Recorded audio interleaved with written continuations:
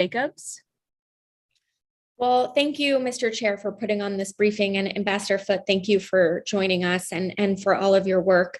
I think today so far we've talked a lot about the immediate situation, about the deportations, which I know was a big part of the reason you resigned. You also mentioned in your resignation letter that U.S. policy in Haiti overall is flawed.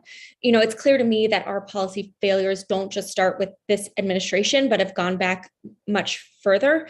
I worked on Haiti in 2008. I worked on MINUSTA. I feel like we are having the same conversations over and over again, and nothing is changing. So I just wanted to know, in your view, what has the United States gotten wrong over the past several decades or even centuries in Haiti? Thank you very much, Congresswoman. And I didn't know you worked on the news, to bless your heart. You're right. So we have never had a successful either.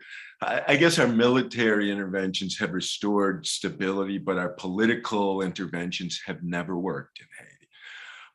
And as I said, I was part of the post-2010 earthquake. So I saw this develop in real time in one of our instances and was part of it. I feel responsible a little bit.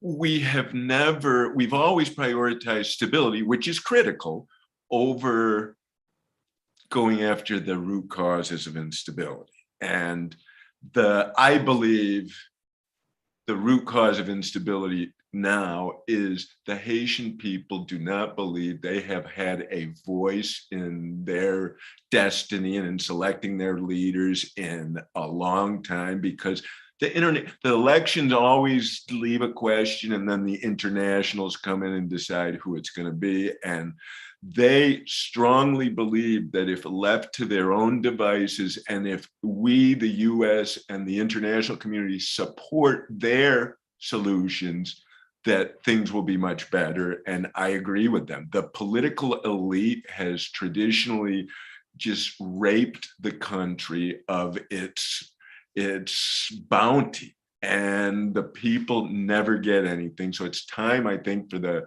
Haitian people want to hold the political elites accountable. And that's where these civil society and opposition political agreements are going.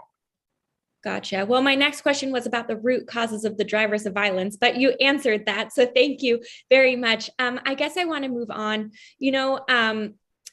Again, your resignation letter goes far beyond the migration crisis that we've been talking about. Can you tell us about what other circumstances led to your decision to resign, including key disagreements with the Biden administration throughout your time as special envoy? And also, if during your time there, if there was any general understanding that the policies we were enacting were exacerbating the drivers of violence that you just enunciated? The policy making apparatus, and I was only on the job for like a little over 2 months, so I didn't see a ton of it.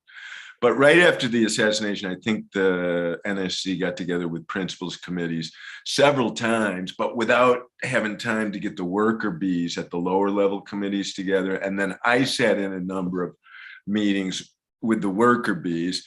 I became frustrated because I saw a lot of, I don't know what the right word is, lack of enthusiasm, let's say.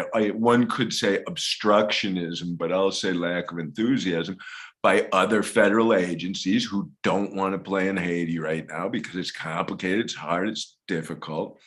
And I also found, as I'm running around talking about Haitian-led solutions and that the US this time is going to respect what they're doing, we had people in the administration backing Henri, I think almost blindly. And until I noticed that dissonance, which was about halfway into my thing, everything was going good. But from that point on, I could definitely see, my gosh, we're coming to a collision here at some point. And when I elucidated the problem in the State Department, it just wasn't to happen. I mean, we just had a disagreement on policy, and and on the position of the U.S. Embassy in Port-au-Prince. Great. Well, having been one of those worker bees, I am very familiar with when the information doesn't trickle up to those making decisions. So appreciate your perspective on that. Mr. Chair, I yield back. Representative Manning.